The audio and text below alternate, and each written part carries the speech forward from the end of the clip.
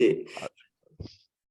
Buenos días a todos los que acabáis de conectaros. Os presento a Marta Gómez Chiari, que es neuroradióloga pediátrica del Hospital Sant Joan de Déu, del Departamento de Diagnóstico por la Imagen.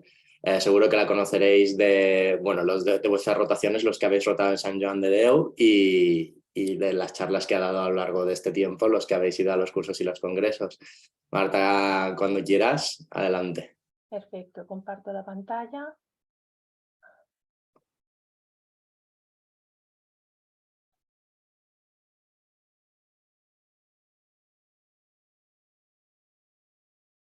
Vale.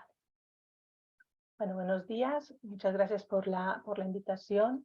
Y pues bueno, sin más dilaciones, comenzaremos con la parte de los tumores espinales pediátricos. Básicamente, los tumores espinales pediátricos son un reto tanto para los clínicos como para los radiólogos, ¿no? Porque son lesiones que son lesiones que tienen una clínica muy variada, inespecífica, incluso muchas veces larvada, y a nivel radiológico, pues con que son poco frecuentes, son heterogéneos, y en algunas ocasiones hay mucha inespecificidad en las imágenes. Y también tener en cuenta que otras lesiones pueden simular tumores. A nivel pediátrico representan un 5% de todos los tumores del sistema nervioso central y hay una forma muy fácil, entre comillas, de poderlos clasificar es de acuerdo a su localización, ¿no? Si son intramedulares, intradural pero extramedular o extradurales. En cuanto a las técnicas radiológicas, pues básicamente tenemos la resonancia, que es como el gold estándar, por decirlo de cierta manera, para nuestra valoración de los tumores, da una caracterización muy óptima de estas lesiones. Tenemos el TAC para las lesiones que tienen un compromiso óseo o que son de origen óseo, y en algunas ocasiones pues el estudio se inicia con una radiografía simple de columna porque son niños que obtienen una escoliosis que va empeorando, y entonces son técnicas con las cuales tenemos que estar familiarizados de que nos puede llegar una primera aproximación. El protocolo de la resonancia espinal, como comentábamos con Laura al comienzo de todo, una cosa es la valoración de la tumoración espinal primaria y otra cosa sería la valoración o el control de la diseminación leptomeningia, tanto un tumor primario cerebral o de la columna. En general, nosotros para un tumor primario espinal utilizamos un T1, cortes bastante finos en sagital, porque los niños, pues el cordón medular no tiene un diámetro como un adulto, con lo cual tenemos que intentar que sea lo más fino posible sin gap, tanto en T1 como en T2. Hacemos pre y post contrastes, sagitales y axiales, y en la valoración de lo que es la diseminación leptomeningia se utiliza unos T2 muy finos, sobre todo aquellos, tipo dry, fiesta o cis, dependiendo de la máquina, para buscar estas lesiones pequeñitas que muchas veces no realzan con contraste claramente y que se pueden pasar desapercibidas en la diseminación leptomeningia. Y lo otro que se está utilizando son aquellas lesiones T1 postcontraste y precontraste, en donde lo que es el artefacto del líquido cefalorraquídeo quede minimizado. En cuanto a secuencias avanzadas, en función de la lesión que estemos valorando, pues podemos utilizar secuencias de gradiente para mirar focos, ¿no?, de hemosiderina o incluso calcificación, la difusión y también el DTI, de lo cual pues no tengo experiencia. En cuanto a la clasificación, pues bueno, comentaremos que básicamente a nivel intramedural aproximadamente es un 35% de las lesiones que encontraremos, intra y extra en un 15%, extradurales que pueden ser de nivel óseo o nivel de los espacios epidurales, pues entre las dos sumarán un 50%, o sea que son las lesiones más frecuentes. En cuanto a los tumores intradurales, la clínica pues, bueno, es una clínica variable, tiene una debilidad, tiene una clínica de cordón medular, ¿no?, debilidad, alteración de la marcha, tortícolis, depende si es una lesión muy expansiva tendremos hidrocefalia, parálisis de pares bajos, y sobre todo hay un signo que es muy repetitivo, muy frecuente, que es esa escoliosis de progresión rápida, que a los clínicos siempre es un signo de alarma. Habrá una clínica sensitiva, está más que todo asociada cuando hay un ependimoma, clínica de déficit de esfínteres cuando hay un tumor de localización baja. En los tumores intradurales, la mayoría son de origen glial y afortunadamente el 95% son de un bajo grado. Esta es la lista de la cual comentaremos un poco sobre ellos y comenzaremos con el astrocitoma. Es un primer caso de una nena que inicia con una escoliosis de un origen rápido, que es lo que os comentaba, que a veces nos llega pues dentro de todos los estudios que tiene, pues una placa simple donde vemos, ¿no?, la escoliosis, pero poca cosa más podemos observar. A veces si lo tiene en un corte sagital, pues podemos ver aumento o ensanchamiento del espacio del canal raquídeo, pero usualmente, pues bueno. Entonces aquí lo que tenemos es una lesión intramedular con una gran alteración de la señal por encima de esta imagen que correspondería a la tumoración, una alteración de la señal, incluso con una cavidad quística por debajo de la tumoración. Es una lesión que muestra un realce con contraste de una forma un poco irregular y que en este caso la difusión no restringía. Y era una lesión que, si os fijáis en los cortes axiales, en este T2, vemos que tiene un crecimiento que es marcadamente hiperintensa con un crecimiento más de un origen como central. Este paciente pues, fue diagnosticado, esta nena de 5 años, de un astrocitoma pilosítico con una fusión del BRAF con el PIAM. Aquí, en esta imagen, realmente lo que nos tenemos que quedar es con este crecimiento que es, que es excéntrico, con este realce de contraste y sobre todo la presencia de edema y cavidad siringomiélica. Este es otro caso, otro niño de un añito con una debilidad en extremidades superiores y tortícolis. Es otro astrocitoma pilosítico, es una presentación diferente. Fijaos que el primero realzaba, este realmente no tiene un realce, pero igualmente es una lesión expansiva intramedular con un poco de edema, y en este caso no teníamos cavidad siringomiélica. Es una presentación muy variable. Este básicamente era un poco para mostrar cómo es la evolución de estos tumores, que son lesiones de bajo grado y que en principio la sobrevida pues es muy, muy alta. En algunos casos, en función de donde esté localizado, pues pueden tener pues complicaciones, pero realmente la evolución es muy buena. Este es el debut de los 12 meses y vemos que a los 17 años este paciente, pues esta es su lesión residual con una calidad de vida excelente. Este es el comportamiento en el estudio con contraste. Vemos que pues básicamente esta lesión de este paciente en principio no, mira, fijaos, ¿no? Dentro del periodo evolutivo, a los 7 años sí que esta lesión mostraba realce de contraste, y en el resto de las evoluciones, pues probablemente aquí un poquito de realce, o sea que realmente el realce es variado incluso dentro del mismo tumor en su evolución. Este es otro paciente, este es un astrocitoma fibrilar, ya de un grado 2 de la WHO, en donde vemos igualmente otra lesión intramedular, con un crecimiento excéntrico y con poco realce de contraste, o casi ninguno. Este es otro astrocitoma, pero ya de un grado más alto, con una mutación que le favorece un pronóstico un poquito diferente a los previos. En este caso era una lesión que ya en el momento del debut tenía una diseminación leptomeningia con una gran alteración del cordón medular, este realce abigarrado, esta localización excéntrica e incluso con toda esta diseminación leptomeningia. Cuando estemos valorando las diseminaciones leptomeningias, tenemos que valorar hasta el final del coxis, porque lo que es el fondo del sacotecal tiene que quedar muy bien evaluado. En este paciente pues había realces también a nivel del fondo del sacotecal, con una hidrocefalia, ¿no?, reabsortiva por el trastorno del drenaje del líquido cefalorraquídeo.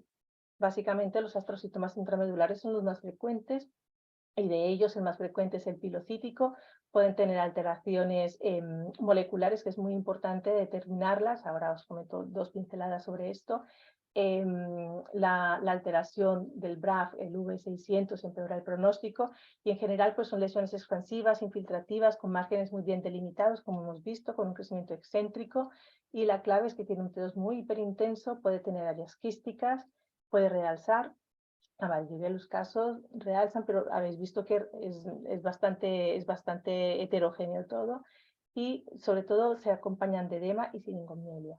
En cuanto a la clasificación, bueno, a la valoración molecular, que es muy importante, al igual que los tumores intracraneales, debemos intentar afinar al máximo toda esta clasificación molecular porque tenemos dianas terapéuticas, ¿no? Como ya sabéis, el 75% de estos tumores tendrán una alteración en el gen del BRAF, y la alteración más frecuente es esta fusión, que realmente el pronóstico es mucho mejor que tener la del BRAF V600 o incluso que no tener las alteraciones en el BRAF.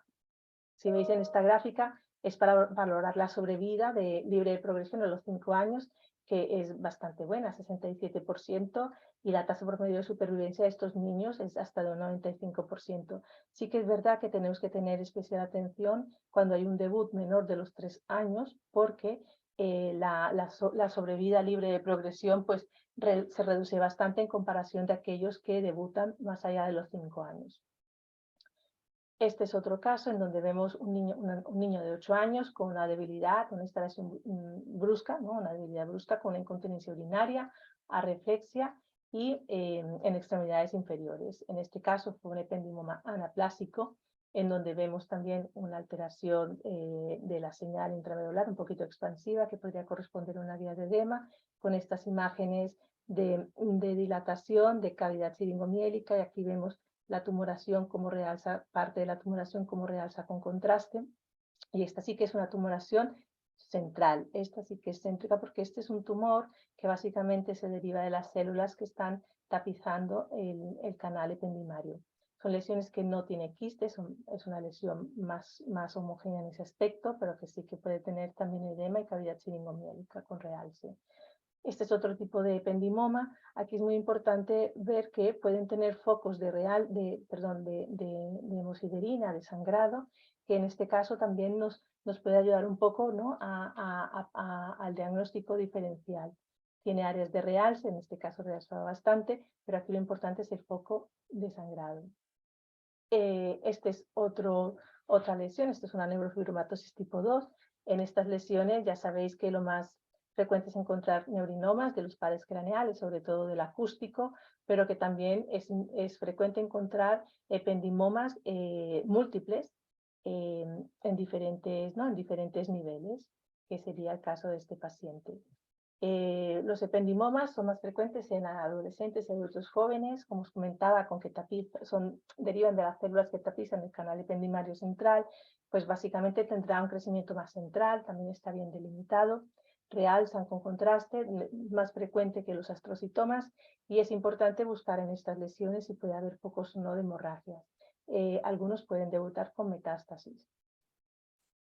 Este es otro caso diferente, este es un ganglioma bulbomedular, este es un tumor de un grado 1 con una mutación negativa para el gen BRAF, y este es muy importante porque usualmente son tumores que se van a localizar en la unión bulbomedular o que incluso pueden venir de fosa posterior, pero son unas extensiones muy extensas intramedulares, y sobre todo tienen este aspecto como expansivo, edematoso, y pueden tener áreas de calcificación. Esta es una lesión que se extendía desde el cerebelo, la mitad derecha, y teníamos un foco de calcificación en el componente más superior. Es una lesión que tiene realce también, y básicamente la clave son de inicio o que afecten la unión bulbomedular con segmentos muy largos y que pueda tener un foco de calcificación. Son tumores grado 1, pero claro, por la localización, pues su calidad de vida pues, se ve un poco más comprometida. Entonces, la clave son lesiones que afectan segmentos muy extensos, con un aspecto expansivo, tienen un origen neuroglial y glial mixto, puede tener quistes, sobre todo las calcificaciones, el realce puede ser variable, y estos pacientes la recurrencia local puede ser frecuente, y no es tan frecuente ver el edema peritumoral como sí que lo podemos encontrar en los astrocitomas o en los ependimomas. Estos son tumores muy poco frecuentes, afortunadamente, porque son de muy mal pronóstico, son de niños muy pequeñitos, son los tumores embrionarios. Este es el teratoide rhabdoide. Son tumores que, en estos tumores, lo que es la difusión ayuda bastante, porque tiene una restricción muy importante, tienen mucho más hemorragia que lo que podemos ver en el ependimoma, tiene un realce intenso, y estas lesiones pueden ser tanto intra como extraaxiales. Es básicamente un tumor para sospechar en niños muy pequeñitos, que a nivel de la imagen tenga un aspecto pues que sea bastante feo, y sobre todo la difusión y el sangrado. Bueno, es otra lesión intramedular que tenemos que tener en cuenta, un hemangioblastoma. Aquí la clave es ver alguna estructura tubular intraespinal. Son lesiones que tienen un realce muy intenso, muy homogéneo, porque tienen un componente vascular importante, y la gran mayoría pues, pueden hacer parte del complejo del síndrome de von Hippel-Lindau. Y básicamente es este realce y sobre todo la estructura tubular, también intramedular. Son excéntricos, con mucho realce, y sobre todo la parte vascular que tenemos que encontrar. Lo otro también, y que así también lo solemos ver a nivel de fosa posterior intracraneal, no es el típico nódulo, el típico quiste nódulo con su nodulito excéntrico que realza, que esta es la imagen que estamos más habituados a observar, pero igualmente con su estructura vascular. Este es otra lesión que ya estamos pasando a un grado mucho más alto de lesiones. Este es un tumor difuso de la línea media. Lo más frecuente es que lo encontremos, como nos comentó Jordi, a nivel pues, de la protuberancia, de la línea media, incluso tálamos, pero también a nivel espinal se puede encontrar hasta en un 10% de estas lesiones. Y básicamente lo que vemos es un tumor, ¿no? Intramedular, expansivo, que mucho realce no tiene. En este caso, esta nena de 7 años ya debutó con una diseminación leptomeningia. Aquí no teníamos una propia restricción a la difusión, era una lesión bastante, abarcaba pues todo el plano transverso de la columna. A nivel intracraneal, lo único que encontrábamos era la diseminación leptomeningia, pero no teníamos afectación ni de la protuberancia, ni ninguna otra estructura de la línea media, ni a nivel del parénquima de los hemisferios, perdón. Fue una lesión con una mutación en la histona, con una diseminación leptomeningia. Estos son tumores con un tipo histológico astrocitario. Lo que pasa es que el diagnóstico definitivo lo da la valoración molecular, en este caso la mutación de la histona, con un pronóstico muy malo. Este es otro paciente de 12 años con otro tumor difuso de la línea media. Fijaos que este está en una localización más cervical, aquí sí que tenemos captación de contraste, este aspecto expansivo con un poco más de hiperintensidad irregular. Son tumores que, fijaos que el anterior era de alto grado, no captaba, este es igual y capta, tienen esta captación heterogénea y propiamente no hay un patrón predecible, ¿no? Aquí también fue otra mutación de la histona, y este paciente pues diagnosticado un tumor, un glioma difuso de la línea media. 2 pinceladas, básicamente a nivel del cordón medular se pueden encontrar en un 10%, la mayoría están a nivel supratentorial. La clave es la mutación de la histona, y son tumores que por su localización tan infiltrativa, tan difusa, pues la imposibilidad de una resección quirúrgica es muy alta. Se hace biopsia cuando tenemos dudas, en este caso de las lesiones del cordón, la mayoría se han de biopsiar, no se biopsian, como ya nos comentó Jordi, cuando están a nivel intracraneal y tienen un aspecto muy típico, ¿no? El tratamiento es paliativo y la supervivencia es muy mala. Dentro de la histona, de la mutación de la histona, los que afectan el cordón medular están con la mutación en subtipo H3.3, que aún son de peor pronóstico que incluso los que ya por sí también son malos, que están en la protuberancia, que sería los del subtipo 3.1. Estos del cordón y los otros que están localizados pero de la protuberancia son el 3.3, que aún empeora su supervivencia.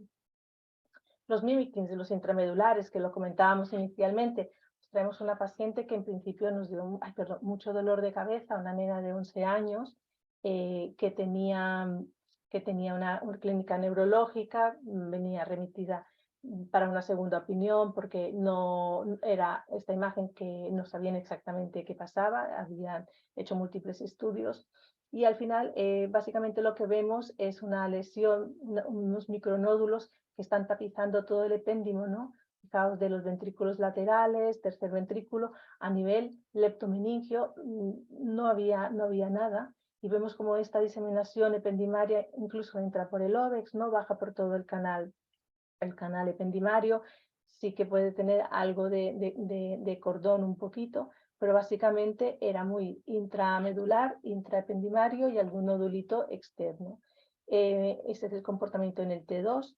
Aquí en principio bajamos posibilidades tumorales, infecciosas. Tumoral lo dejamos de banda porque ya llevaba así un año con esta imagen que no cambiaba, la niña tampoco tenía un empeoramiento clínico y en este caso, pues después de biopsiar, una de las lesiones fue una sarcoidosis.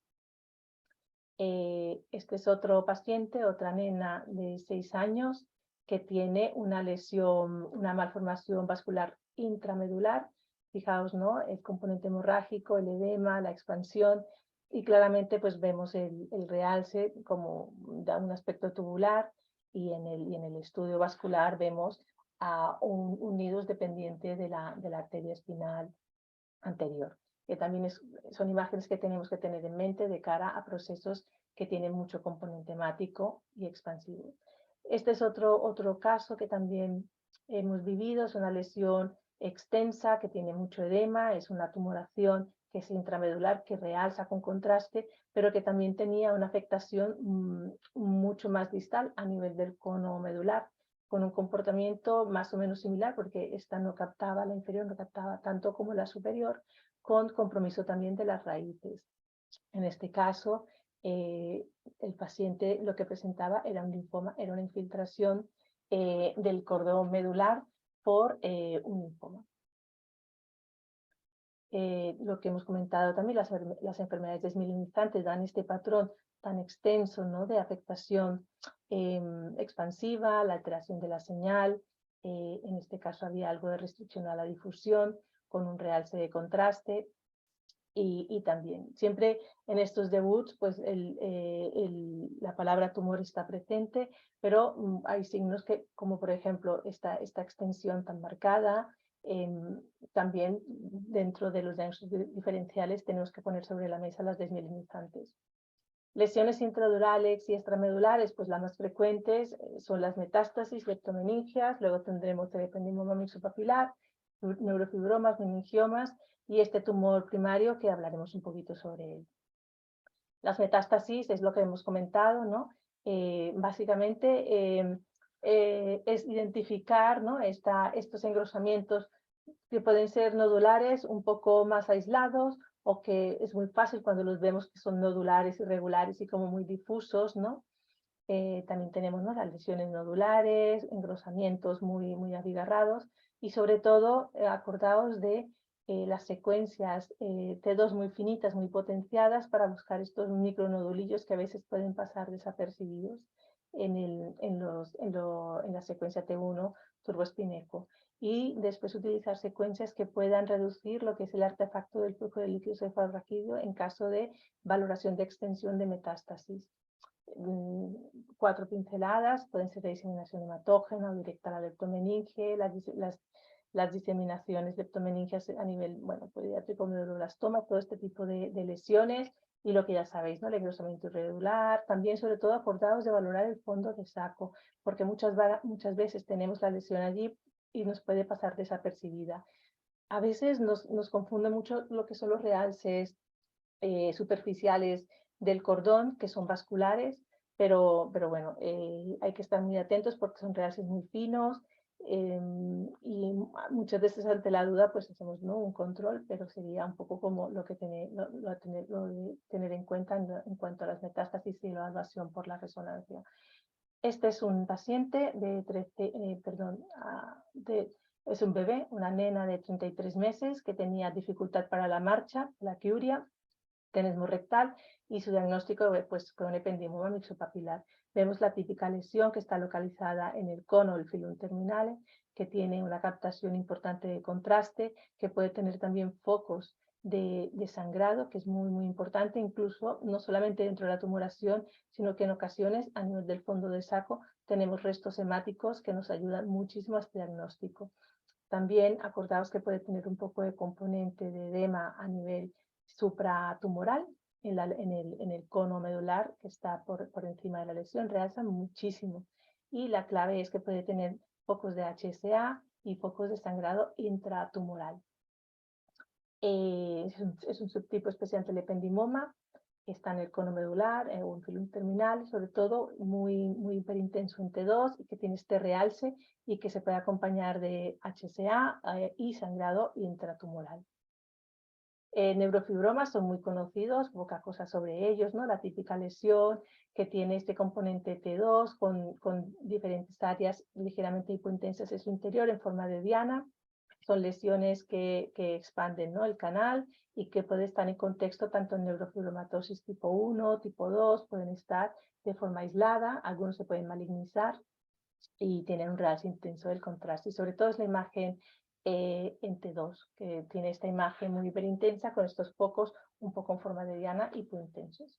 Los meningiomas también en contexto de neurofibromatosis, como cualquier otro meningioma, con el realce de la cola dural, pueden ser múltiples en la neurofibromatosis tipo 2, y los tenemos con esta imagen típica, ¿no? También en pacientes que han estado sometidos a radioterapia es importante pues, valorar la posibilidad de segunda neoplasia en forma de tipo meningioma, ¿no? Este es un paciente con un tipo de tumor ya un poquito más especial. Son dos casos, este es un caso y este es otro caso. Son tumores glioneurales leptomeningios diseminados, difusos, perdón, en donde a partir del 2016 la WHO lo incluye como una entidad propia, y lo que pasa en estos tumores es que tiene un gran engrosamiento y una afectación tan importante de la leptomeninge, tanto intraespinal como intracraneal. Si os fijáis, tiene todo este realce. Esto es un T1 con una captación muy importante de toda la meninge, encajando, ¿no?, rodeando todo el cordón medular. Fijaos en la parte dorsal y en la parte lumbar. En el T2 tiene este comportamiento que básicamente podría pasar desapercibido, excepto que aquí vemos, ¿no?, un componente como de compresión de la médula. Y a nivel intracraneal se caracteriza por lesiones T2 micronodulares y también un realce muy marcado de la leptomeninge. Ese es otro tipo de presentación, fijaos que es diferente, tiene una lesión como intramedular extra, con una cavidad siringomiélica, no tiene esta captación tan difusa y tan importante, pero a nivel de la biopsia también fue un tumor glioneural leptomeningio diseminado. Estos tumores tienen un mal pronóstico, tienen un origen parecido al oligodendrolial. Es lo que os comentaba, que a partir del 2016 es una entidad propia. Aquí hay una activación aberrante de la vía de la MAP. Es importante porque la metilación nos puede dar dos subtipos, nos clasifica este tumor en dos subtipos. Los que tienen una metilación 1 son tumores que también tienen la deleción o la codeleción en el brazo corto del cromosoma 1, pueden tener una codeleción 1P, 1P19Q, pero los que tienen la metilación 1 tienen un curso clínico menos agresivo que los que tienen la metilación 2. Es importante todo esto de las moleculares, es muy complejo a veces de entender, pero es importante tenerlo claro, sobre todo los oncólogos y las personas que ponen los tratamientos, porque hay dianas terapéuticas. A nivel de imagen nosotros no podemos decir cuál será una tipo 1 o tipo 2, pero sí que podemos, ¿no?, dar esta orientación diagnóstica cuando vemos este engrosamiento tan tosco, tan difuso, tan marcado de la leptomeninge con afectación intracraneal. Mimikins, de los que son lesiones extradurales, intradurales, pues en pediatría tenemos mucho el quiste dermoide, epidermoide. Es muy importante tener claro que el quiste dermoide, la gran mayoría, bueno, un 20%, perdona, se asocia con un pseudodérmico y lo vemos así. La localización más usual es a nivel lumbosacro y tiene un aspecto variable por resonancia, pero siempre que veáis una lesión intradural, que sea bastante, os mostraré unas imágenes muy definida, pues siempre buscar las partes blandas, buscar un seno dérmico. El quiste epidermoide, ese es muy fácil en el sentido de que restringe la difusión, brilla también en el FLAIR y este está localizado en cualquier lugar del raquis.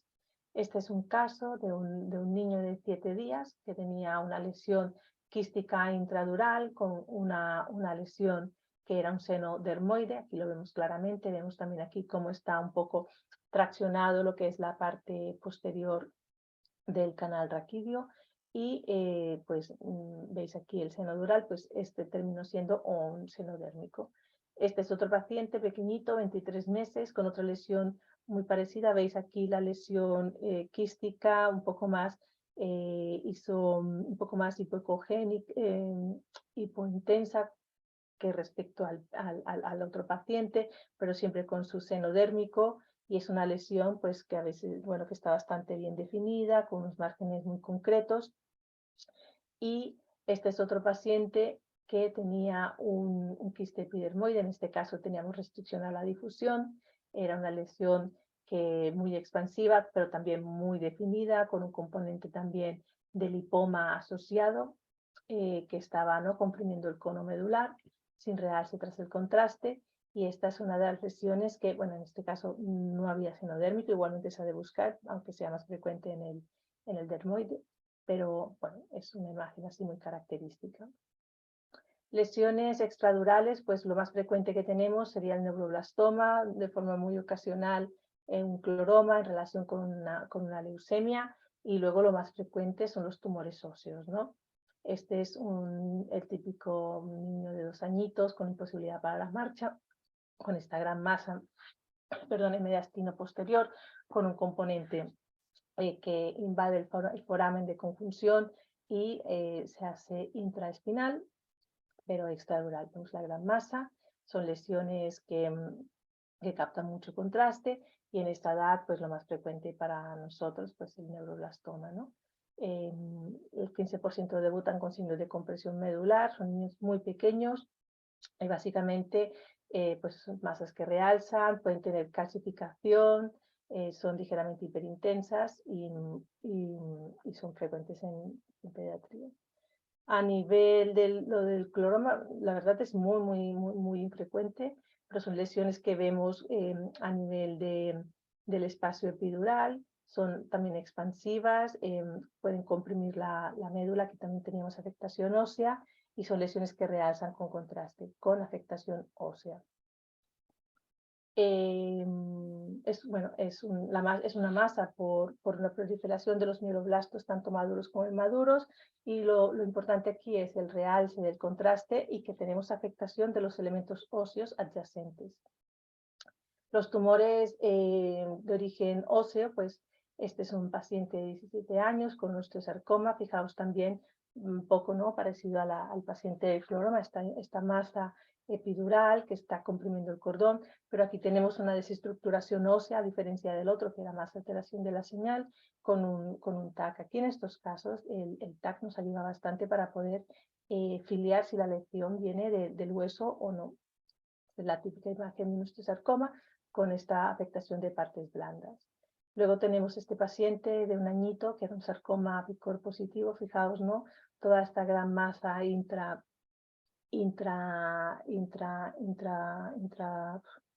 intracanal, vemos cómo está desplazando y cómo invade, ¿no?, los forámenes de conjunción. Es un tumor con una restricción muy alta y una captación también irregular. Este es un paciente con sarcoma de Ewing, lumbalgia tras una caída, con debilidad. También vemos esta masa, ¿no?, extradural, perdón, con un componente de compresión, causando una compresión del cordón. Vemos el realce tanto de la masa como del hueso, más la afectación ósea. Luego también están los osteoblastomas, que pueden tener esta afectación de hueso y alguna vez un poco de reacción a nivel epidural. Y básicamente los tumores óseos, los he mencionado un poco así, pero lo que sí que es importante, por ejemplo, los cordomas, que no se ha mostrado ningún caso, son lesiones que son muy hiperintensas y que tienen muchos septos. O aquellas lesiones que la localización más frecuente es a nivel del clivus, o incluso un poquito más a nivel del final del canal, de las últimas vértebras del canal medular, pero la gran mayoría están en el clivus y tiene una imagen muy característica, que son muy hiperintensos en T2, con septos. Luego en pediatría es súper importante aquellas vértebras planas que la histocitosis puede tener, es un gran simulador de tumores y puede tener masa de partes blandas también extradural, pero al ver una vértebra plana pues tenemos que sospechar en histocitosis. Bueno, los osteoblastoma y el osteomastoides, sabéis lo del nidus, que puede tener esta reacción epidural, pero básicamente es ver el nidus, ¿no? Como conclusiones, para no extenderme mucho, porque básicamente la resonancia con contraste es la técnica preferida para la valoración inicial y el seguimiento de los tumores primarios del cordón espinal. El TAC pues, ayuda para la valoración de tumores óseos. Es muy importante tener claro la localización y la extensión para así poder tener nuestra lista de diagnósticos diferenciales. Tener en mente que entre el 90 y el 95% de los que son intramedulares serán astrocitomas y ependimomas, que son lesiones gliales. Entre un 5 y un 10% serán lesiones no gliales. El astrocitoma tiene un crecimiento excéntrico, puede tener edema y la siringomielia. El galgoglioma tiene esta localización en la unión bulbomedular con una afectación muy extensa, con focos de calcificación, también un crecimiento excéntrico, pero sobre todo estos segmentos muy largos de afectación. El ependimoma tiene una localización más central, está muy bien delimitado, tiene un realce más intenso que el astrocitoma, y acordaos que el mixopapilar, el que está en la cola, perdón, en el cono o en el filum terminal, buscar siempre estos focos de sangrado, de HCA en el fondo del saco dural. Cuando tenemos ependimomas múltiples, pensamos en la neurofibromatosis, o si tenemos la neurofibromatosis, hacemos los controles, buscar si puede tener ependimomas o no. Los niños que tienen estos tumores con una apariencia muy agresiva, menores de 2 años, pensar en los tumores embrionarios, y también tener en mente, ¿no?, los tumores de la línea media difusos, todos que son muy raros, los glioneurales, perdón, el glioneural leptomeningio difuso, el diseminado, y tener en mente también las masas espinales no neoplásicas. Y acordaos que todo este trabajo y todo llegar a estos diagnósticos y un buen enfoque de los pacientes requieren, ¿no?, de estos comités multidisciplinares. Y aquí no os he puesto, pero bueno, acordaos también de la valoración de la diseminación leptomeningia de los tumores primarios, tanto intracraneales como espinales, de utilizar secuencias más finas en T2 y aquellas que puedan reducir el artefacto del líquido cefalorraquídeo. Y de momento, pues no, ya está. Muchísimas gracias, Marta. La presentación extensa y la verdad es que me ha encantado. Yo creo que vamos a verla muchas veces, esta presentación para los tumores espinales. Tenemos muchísimas preguntas, hemos acertado en empezar antes. Te las voy leyendo poco a poco, ¿vale? Perfecto. Entonces, una de las primeras preguntas nos dice: ¿en tu experiencia es posible realizar informes estructurados con datos cuantitativos de la RM espinal? Datos cuantitativos. No sé si os referéis a la difusión, por ejemplo.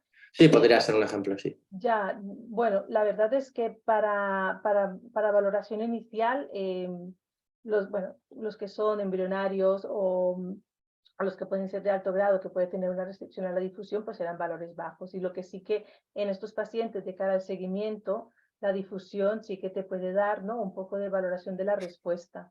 Pero para un informe estructurado, decir el ADC es menor, así como lo tenemos muy establecido en músculo esquelético, en tumores intramedulares, un valor de referencia para decir restringe mucho o no, no.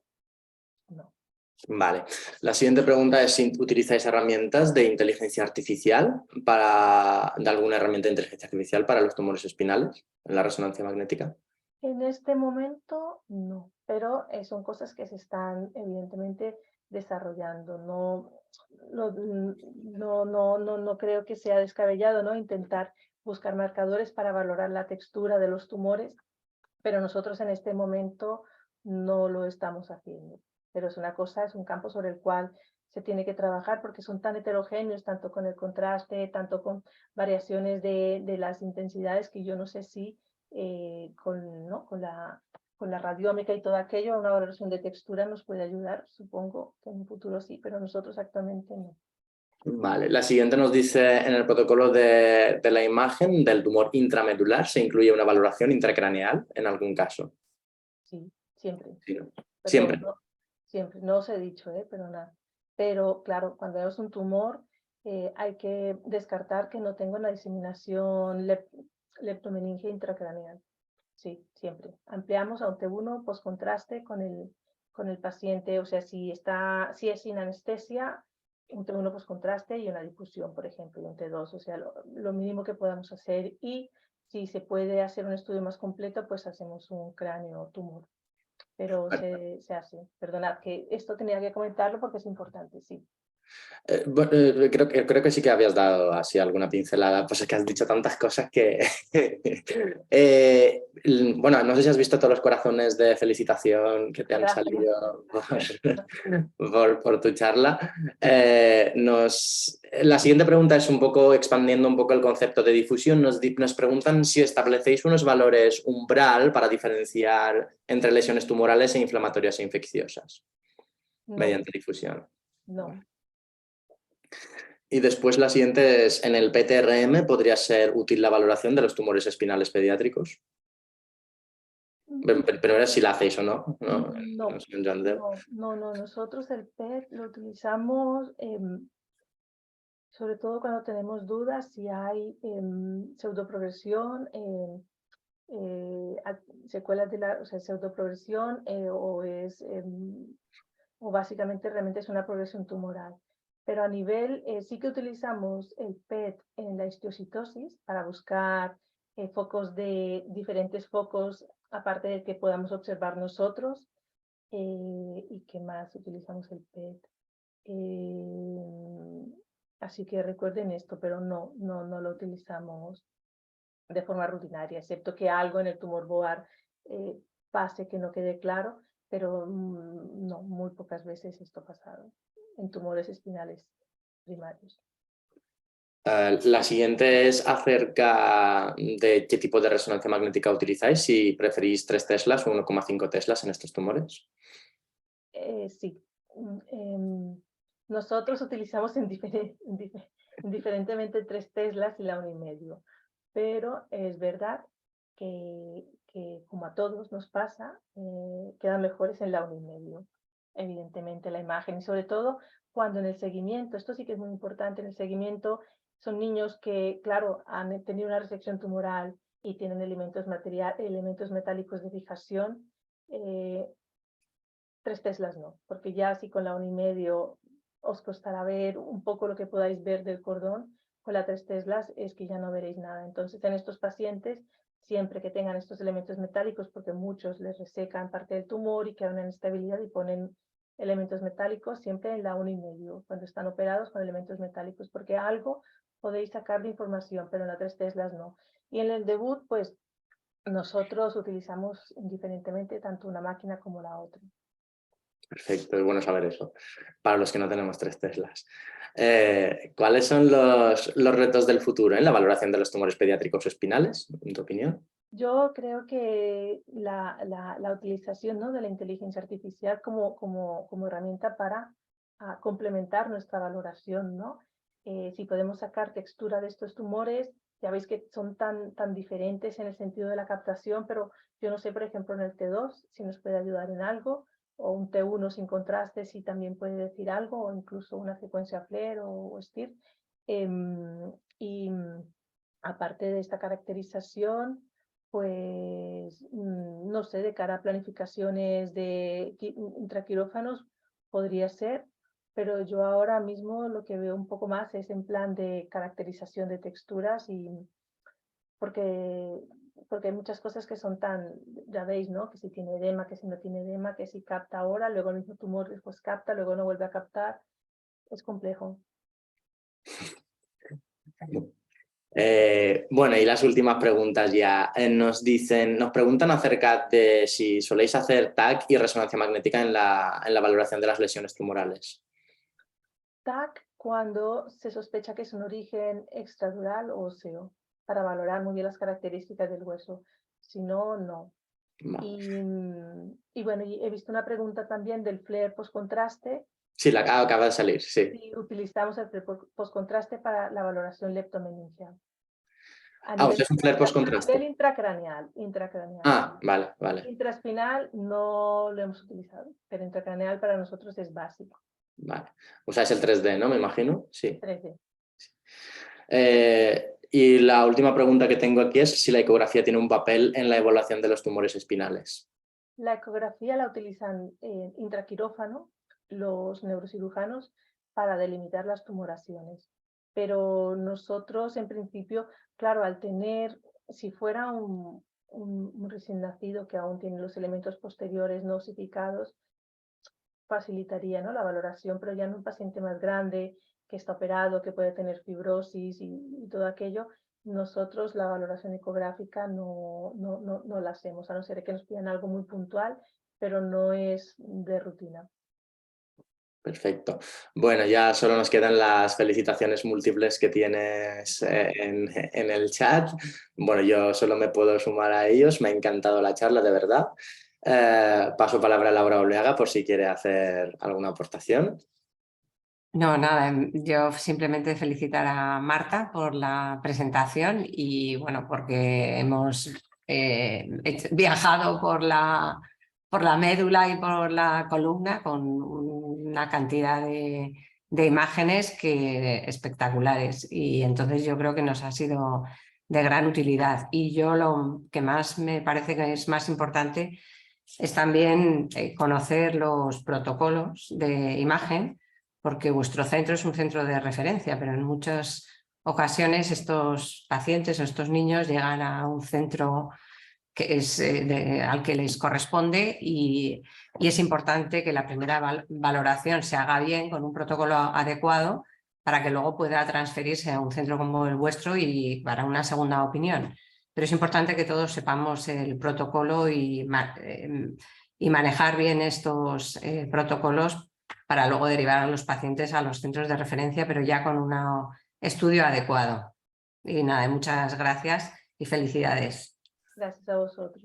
Perfecto, Salva, no sé si quieres hacer algún comentario. Sí, bueno, como siempre, muchas gracias, Nerse, por tu, vamos, moderación profesional. Pareces un hombre de la radio explicando y moderando. Muy bien, muy bien. Y bueno, Laura, también gracias por tus comentarios de frutos de la experiencia. Y bueno, Marta, espectacular. Vamos, es que increíble. O sea que muchas gracias. Yo intento hacer un pequeño resumen. Yo creo que tú has hecho 4 preguntas y no las has respondido. La pregunta es, ¿contraste sí o no? La respuesta, sí. Anestesia, sí, en menos de 6 años. Protocolo, la respuesta es T1, T2, T1 contraste, y difusión. La verdad es que has hablado muy bien de la difusión. Y después tipos. Nos has dicho, señores, 2/3 son extradurales. 25% pues sería intradural, y después has dicho en cada uno de los tipos un poco las características y las perlas que teníamos que saber. Y yo creo que, bueno, lo que nos has dicho, miraros la presentación porque aquí está todo, ¿no? Entonces yo creo que este sería el pequeño resumen. No sé si te parece bien, Marta. Fantástico. ¿Sí? Fantástico. Sí, Muy bien.